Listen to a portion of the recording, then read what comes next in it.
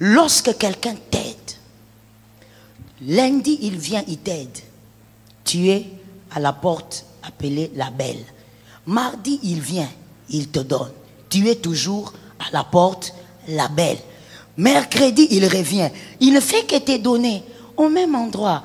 Celui qui te donne là a un autre projet. Celui qui est déjà arrivé avec moi a compris ceci. Que lorsque quelqu'un t'aide, normalement, c'est pour que tu bouges. Même si on va t'aider demain, qu'on ne t'aide pas sur la même porte là. Quand quelqu'un te fait du bien aujourd'hui, il faudrait que ce bien-là te permette de faire un mouvement, un shift. Même s'il t'aide demain, tu ne seras pas là où tu étais hier. Ça, c'est une aide correcte. Mais quelqu'un qui veut t'aider pour te berner, pour te garder dans une ignorance, dans un aveuglement qui ne te fera jamais avancer. Parce que n'oublions pas ceci, le grand piège de l'être humain, c'est l'argent. Merci une fois encore de nous suivre sur cette chaîne. Si vous êtes sur cette chaîne, c'est certainement parce que vous voulez découvrir les merveilles de Dieu. Merci de nous avoir choisis. Aujourd'hui, le message est très puissant. Veillez sur ce message. Et c'est une série de messages que nous allons publier ces dernières semaines sur la chaîne pour votre édification. Merci, n'oubliez pas de vous abonner et surtout de liker la vidéo. À très bientôt. Ça, c'est un être humain. Un être humain qui peut être au Congo, qui peut être partout en Australie, à Bukavu, peu importe. Tout dépend de là où Dieu l'a mis. C'est un homme ou une femme que tu dois rencontrer, que quelqu'un me dise « je dois ». Vous savez, parlons un peu avec maturité. Vous savez, quand on veut réussir dans la destinée, quand on est vraiment décidé à réussir et accomplir sa mission, on n'est pas dans les types de phrases où on dit si je veux, je fais. Si je ne veux pas, je laisse. Et si je suis fatigué, ça veut dire que tu dois comprendre que pour réussir, tu as des obligations. Pour réussir, il y a des choses que tu dois absolument avoir entre tes mains. Pour réussir, il y a des gens que tu dois absolument rencontrer. C'est ça la destinée. Ce n'est pas ça qu'on vous avait enseigné là à l'école. Non, ça c'était seulement pour expliquer autre chose. Que non, dans la vie, tu n'es pas obligé. Ce que l'unité au tiki. Oh, non. Dans la vie, pour réussir, il y a des hommes que tu ne dois jamais rater. Donne-moi un amen que tu sortes des ténèbres. Dans la vie, pour réussir, il y a des hommes que tu ne dois jamais. Jusqu'ici, en tout cas jusqu'ici, la science nous a démontré que la femme peut sortir son enfant que de deux manières. Jusqu'ici. Je ne sais pas si dans l'avenir, il y aura autre, mais jusqu'ici. L'enfant ne peut sortir que par la voie basse et que par la césarienne. Il y a des mastes dans la vie, c'est-à-dire des chemins obligés dans la vie. Je parle ou je laisse? J'ai envie d'avancer, mais je veux que quelqu'un me comprenne bien là. Je parle ou je laisse? Alors je vais essayer de parler simplement, softly, alors essaye de me comprendre. De toutes les manières, toi tu es tellement vieux dans ta tête que tu vas comprendre. Dans la vie, il y a des chemins obligés. Il y a des passages obligés. Aujourd'hui, on peut permettre à une femme d'avoir un enfant de plusieurs manières, mais le chemin connu et reconnu, il est connu. Toi, tu ne vas pas dire, non, non, non, moi je change, je vais ma méthode à moi. Moi, ça va entrer par la bouche. Mon frère, il faut laisser ça. Tu regardes quoi par terre? Je suis ici. Ça veut dire que dans la vie, il y a des chemins obligés pour certaines choses. Il y a des personnes obligatoirement que tu dois rencontrer pour commencer quelque chose. Parce que la grande destinée, quand je parle de la porte de départ, c'est cet homme-là qui ne va pas te pousser vers quelque chose, qui ne va pas te donner l'argent du commerce, non. C'est cet homme-là qui va te faire comprendre qui tu es. Le départ de la destinée commence par la connaissance de soi. Ça commence pas par l'argent que tu cherches.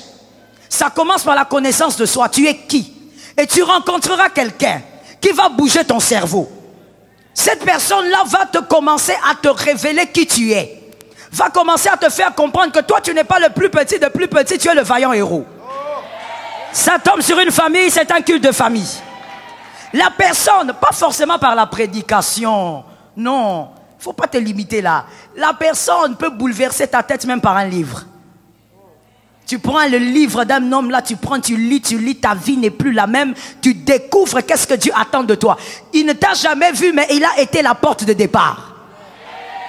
Est-ce que quelqu'un m'entend? C'est cette personne qui va te faire comprendre que tu n'es pas que ce que tu sais de toi, mais tu es l'homme que plusieurs attendent quelque part. C'est cet homme qui te fera comprendre que tu n'as pas le temps pour pécher. Tu es en train de gaspiller la grâce. Tu n'as pas le temps pour rester dans les ténèbres. Tu gaspilles l'onction. Tu n'as pas le temps de toucher les poitrines des femmes. Tu es en train de gaspiller l'onction parce que tu as une destinée glorieuse. Tu dois te garder pur pour vivre la gloire de Dieu. Que quelqu'un me donne un amen. Ce genre de personnes, il ne faut pas les rater. Il ne faut pas. Parce que si tu le rates, tu vas arriver à un niveau dans ta destinée. Comme tu ne sauras pas exactement qui tu es, tu vas commettre beaucoup d'erreurs. Est-ce que quelqu'un m'entend? Tu vas commettre beaucoup trop d'erreurs. Voilà pourquoi tu dois savoir. Cette personne ressemble à Ananias. Acte 9, 17 à 18. Acte 9, 17 à 18. Ananias, c'est une personne qui va faire tomber les écailles de tes yeux. Tu vas découvrir que tu n'es pas l'homme faible dont on a toujours parlé dans ta famille, mais tu es fort. Tu vas découvrir que tu n'es pas moins intelligent comme on t'a toujours dit à l'école, mais tu vas découvrir que tu es capable de faire des bons points et d'aller jusqu'au doctorat. C'est cet homme-là qui va bouger ton intelligence et ta connaissance. Est-ce que quelqu'un m'entend? C'est cet homme-là qui va refuser que les écailles restent dans tes yeux. Je veux expliquer une chose importante ici. Des fois, il y a des portes de départ qui ont été perverties par le mal, par le diable. C'est-à-dire, ce sont des personnes qui sont normalement là pour créer un départ en toi. Mais le diable les a détruits, a détruit leur cœur. Ce sont des gens qui existent malheureusement. C'est une personne qui peut t'aider à connaître qui tu es. Mais il ne va pas tout te dire. Il ne va pas tout te donner. Il ne t'accordera pas tout l'équipement parce qu'il a peur que tu deviennes l'adversaire de demain. Il y a des gens comme ça. C'est pourquoi moi ça m'étonne souvent quand quelqu'un il dit non, non, non, je ne veux plus être ici avec Moïse parce que Moïse ici, il ne me bénit plus. Je vais aller avec Jean-Jacques. Est-ce que tu crois que Moïse et Jean-Jacques ont le même cœur? Ce n'est pas parce que tous les deux, je vais essayer d'expliquer ça un peu. C'est pas parce que tous les deux ont la nourriture que tu vas manger de la même manière. Ça dépend aussi du cœur. Ça dépend du cœur qui n'a pas été perverti par le diable. Une porte de départ peut avoir un cœur mauvais. Il te fait du bien, mais il fait du bien avec limite. Il ne veut pas que dans 5 ans, tu sois plus grand que lui. Mais il y a d'autres portes qui ont prié, qui ont gardé le Seigneur à l'intérieur d'eux. Quand tu deviens grand, lui, il est content. Ça tombe sur toi. Que Dieu te mette ces gens sur le chemin. Quand tu deviens grand, lui, il est fier de toi. Il n'a pas peur de te dire qui tu es parce qu'il veut que tu deviennes aussi grand que tu peux le devenir. Que Jésus te fasse grâce pour ça. C'est pas quelqu'un qui prie pour toi, c'est pas quelqu'un qui te fait du bien, mais les écailles ne tombent pas. Il y a seulement un seul œil, les écailles tombent. L'autre œil, il y a l'écaille. Je veux aussi te dire ceci que tu dois retenir pour la vie. Lorsque tu vois quelqu'un t'aider, nous tous nous aimons être aidés. Nous tous. Il n'y a personne qui va refuser ça. Mais quand tu vois quelqu'un t'aider, tout le temps, au même endroit, tu dois commencer à réfléchir sur cette personne-là. Je laisse 2 minutes à celui qui avait un petit problème pour essayer de nous rejoindre.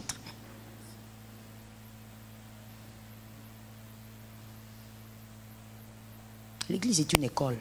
Il faut réfléchir. Ce n'est pas seulement rabababa. Il faut réfléchir. Lorsque quelqu'un t'aide, lundi il vient, il t'aide. Tu es à la porte appelée la belle. Mardi il vient, il te donne. Tu es toujours à la porte la belle. Mercredi il revient. Il ne fait que te donner au même endroit. Celui qui te donne là a un autre projet. Celui qui est déjà arrivé avec moi a compris ceci. Que lorsque quelqu'un t'aide, normalement, c'est pour que tu bouges. Même si on va t'aider demain, qu'on ne t'aide pas sur la même porte là. Quand quelqu'un te fait du bien aujourd'hui, il faudrait que ce bien-là te permette de faire un mouvement, un shift. Même s'il t'aide demain, tu ne seras pas là où tu étais hier. Ça, c'est une aide correcte. Mais quelqu'un qui veut t'aider pour te berner, pour te garder dans une ignorance, dans un aveuglement qui ne te fera jamais avancer. Parce que n'oublions pas ceci, le grand piège de l'être humain, c'est l'argent. Quand quelqu'un te donne de l'argent, tu oublies même son nom. Tu oublies même, en fait, ton cerveau arrête de réfléchir. Tu ne te poses plus de questions parce qu'il fait quoi? Alors que lorsque quelqu'un te donne de l'argent et que cet argent ne crée pas un shift dans ta vie, réfléchis un peu. Est-ce que quelqu'un m'entend? Lorsque Paul est venu chez Ananias, il a prié pour lui, les écailles sont tombées. Il faudrait que tu rencontres quelqu'un qui va créer une folie positive dans ta tête, qui va te faire comprendre qui tu es, et au-delà de t'aider, il doit te permettre à avancer par ce que tu connais. Je bénis celui qui a entendu. Tu dois avancer par ce que tu connais. Arrêtez d'être avec des gens qui vous aident, mais toujours au même endroit. Réfléchissez un peu plus que ça. Il y a un danger quelque part. Est-ce que quelqu'un m'a entendu? Il faut donc absolument honorer ces genres de portes. Parce que pour bénéficier d'une porte, vous devez vous-même honorer aussi la porte. Une porte que vous n'honorez pas ne pourra pas vous bénir totalement. Est-ce que quelqu'un m'entend?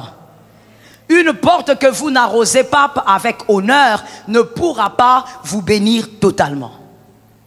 Lorsque une personne est dans votre vie, vous devez savoir pourquoi elle est là. Cette personne, c'est pour créer un départ mental d'abord dans votre existence. Est-ce que quelqu'un m'entend? Il y a quelque chose que j'ai constaté en tant que pasteur. Dans le counseling, je constatais ceci. Lorsqu'un parent, il a le mental, il a un bon mental, il a été bien équilibré, il pourra aussi créer un mental très fort dans ses enfants. Lui-même, le parent, la mère ou le père, sera la première porte de départ pour ses enfants. Le mental fort, l'enfant aura ça à la maison. J'ai envie de dire à quelqu'un ce soir, toi tu as compris certaines choses à l'église, fais comprendre ces choses à tes enfants à la maison.